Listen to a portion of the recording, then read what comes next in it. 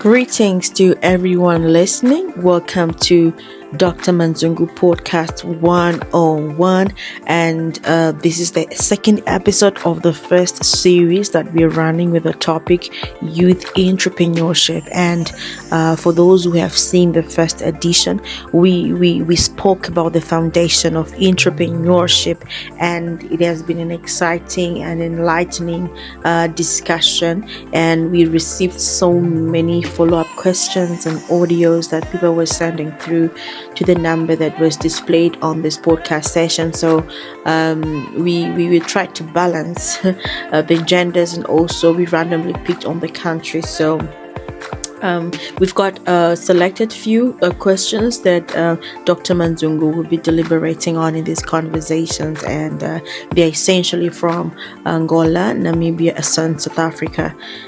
So welcome, Dr. Manzungu. It is a pleasure having you here. It is my pleasure to be on this session. So, Dr. Manzungu, in this section, we've got voice notes that people sent on certain questions. So, I'm just gonna play the audios that they sent, and then we can deliberate on it as we have the conversation. So, the first one is the set of questions that are emanating from Eddie, who is based in Angola. Let me just play it right now so that we can already begin. Thank you, Dr. Manzungu, for such an enlightening session. My name is Eddie from Angola. My questions are three. Number one, what are the principles of securing loans for startup in a business? What are the do's and the don'ts? Number two, what are the key pillars that guide a successful partnership in entrepreneurship? How do you choose a partner, and how do you minimize conflicts in operation? Number three, when you start your business, were you in a partnership? Thank you. Good day to you, Eddie from Angola. It's nice to hear from you. Right. When it comes to getting a loan from a bank or a finance house, it's always to know that you need to borrow a loan, especially when you're a startup. When you have the opportunity to borrow the loan, make sure that loan you have one of the times or previously handled such an amount. Do not borrow money that is beyond your history in terms of getting in touch with that money. Make sure you are borrowing what at one point you have actually managed, because the risk that you risk getting into is when you now fail to pay. You can actually not plan to pay what you have not been able to manage in the previous work relation. So make sure that you borrow money that you are able to repay. Borrow money that you at one time been in touch with. So I think this is some of the most important critical issues that you look at when borrowing money from a finance house. At the same time, make sure you don't borrow using people's assets. When I'm talking about people's assets, I mean security. Usually banks require security. Do not use someone's asset, because if you fail, it means you're going to be, in fact, you'll be borrowing twice. You are borrowing from the bank, you're also borrowing from your friend who is giving you security. So it means it's double risk. So make sure you borrow basing on your little assets that you have independently. So I believe if you follow these instructions or these such advice on getting a loan, you will really make it out of a loan in business. Then you also ask a question with regards to what are the principles of a partnership. Yeah, partnerships are the most important critical answers to business fruition, because you leverage on one's ability. What you do not have, your colleague has it.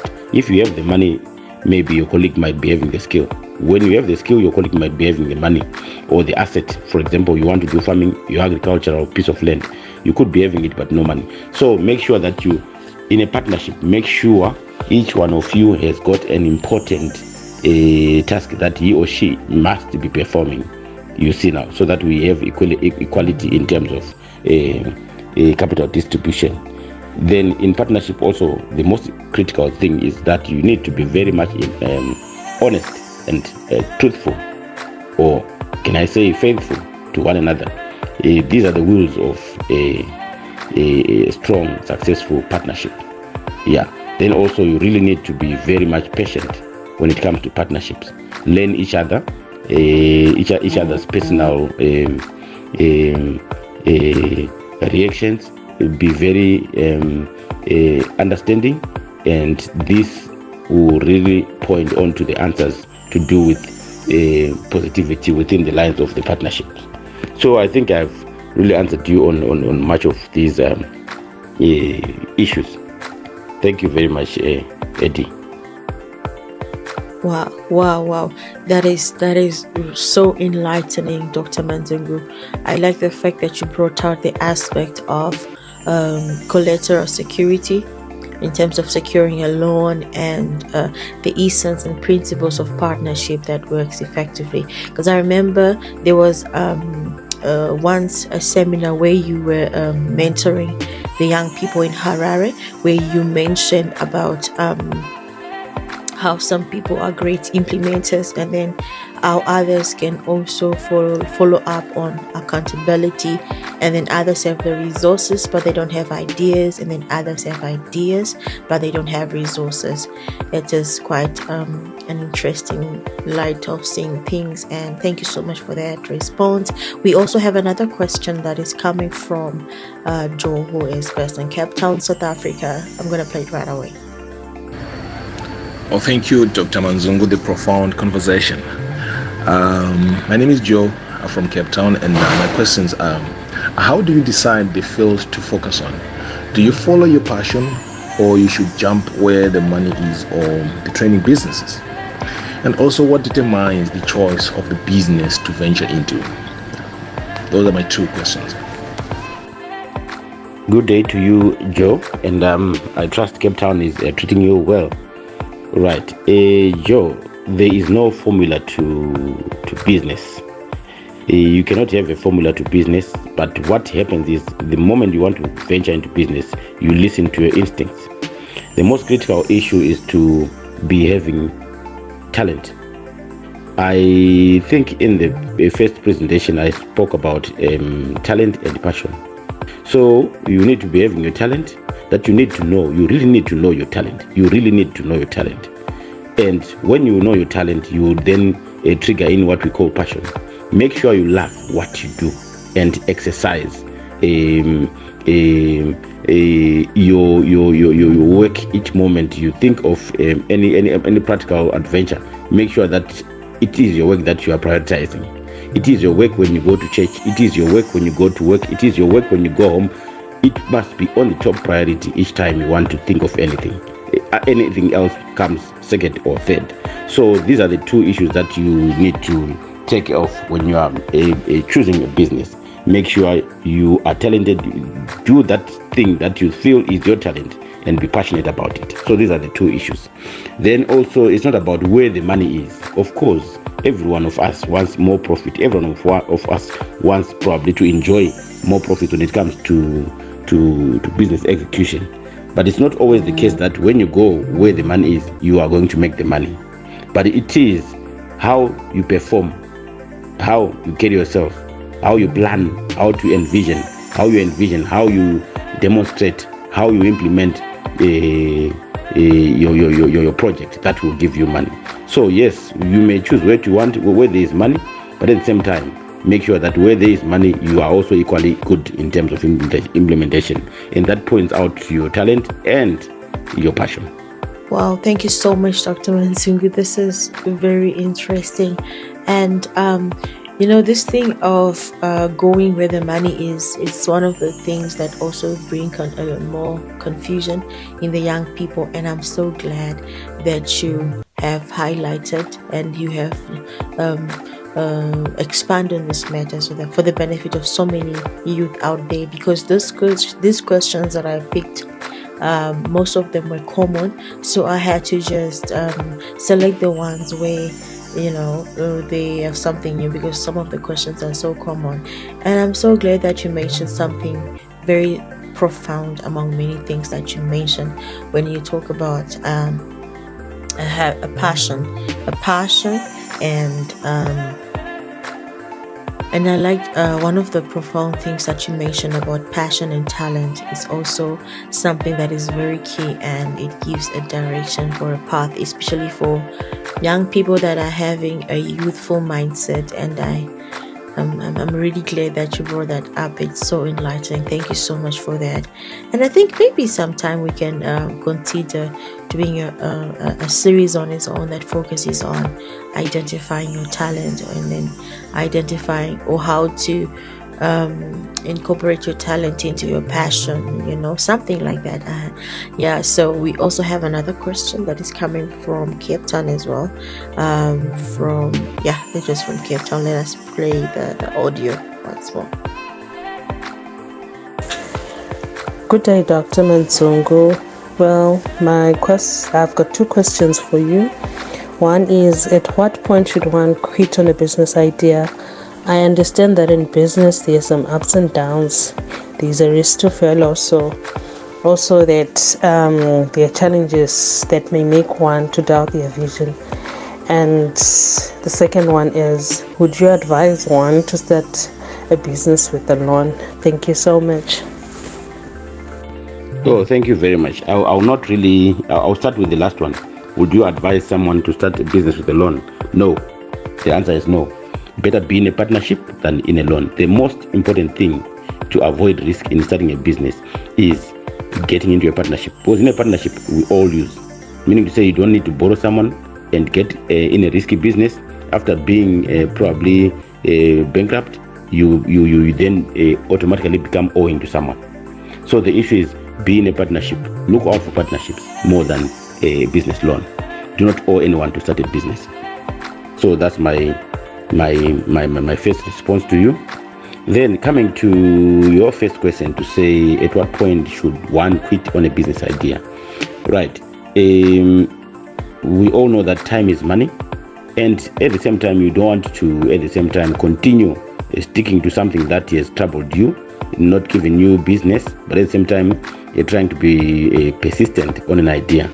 So I would really say any time is good for you to quit, but with these following fundamentals: make sure you have the right panacea of the idea before you think of quitting, or in fact make sure you determine what you want to do and you have carried a survey or a project analysis before you start doing things, because that idea could be very good, but you could be implementing it the wrong way.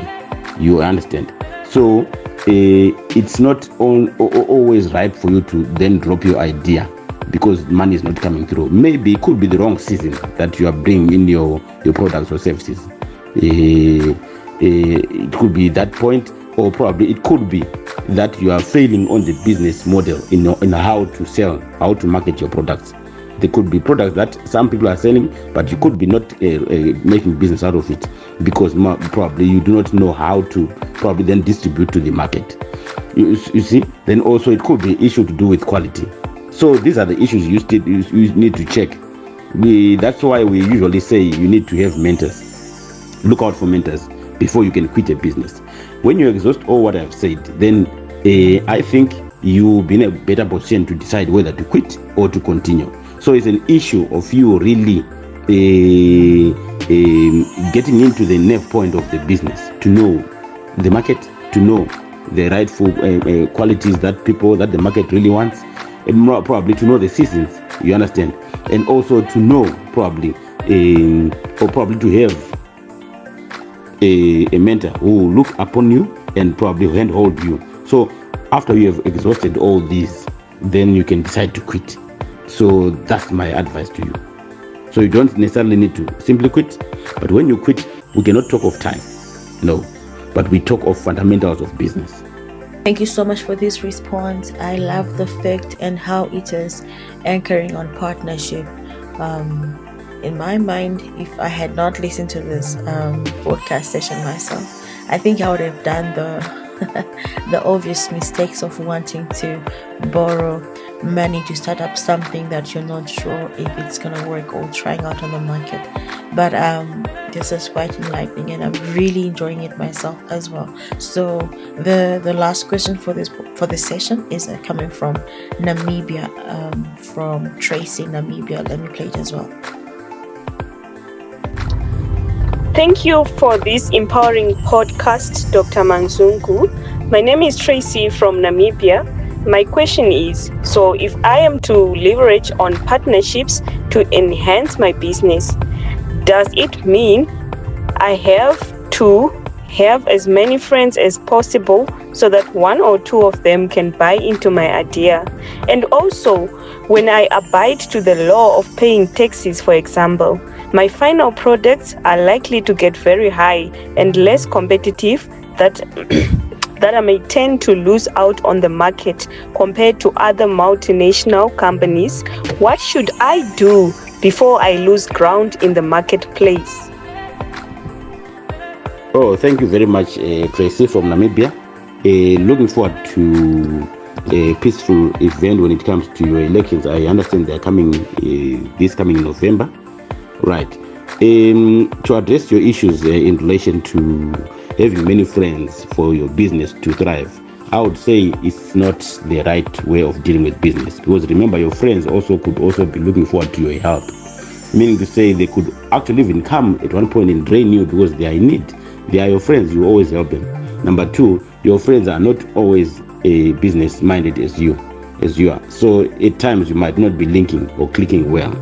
But I would advise to say better have important stakeholders to your business, around your business. Have lawyers around, have financiers around, have proper suppliers around, have consultants around. The tax consultants, as an example, have a colleague stakeholders who are probably auditors. So these are the people that you need around. They are not your friends, they are your stakeholders in business. So that's my advice to you. Then secondly, when it comes to issues to do with taxes, you want to charge less so that you have clients who pay a little. You think your product will be cheaper or affordable when you don't include taxes, but the opposite is true. You will continue to get few clients who are going to be paying you your less price. Then those will be informal people, or the unregistered ones, or the small businesses.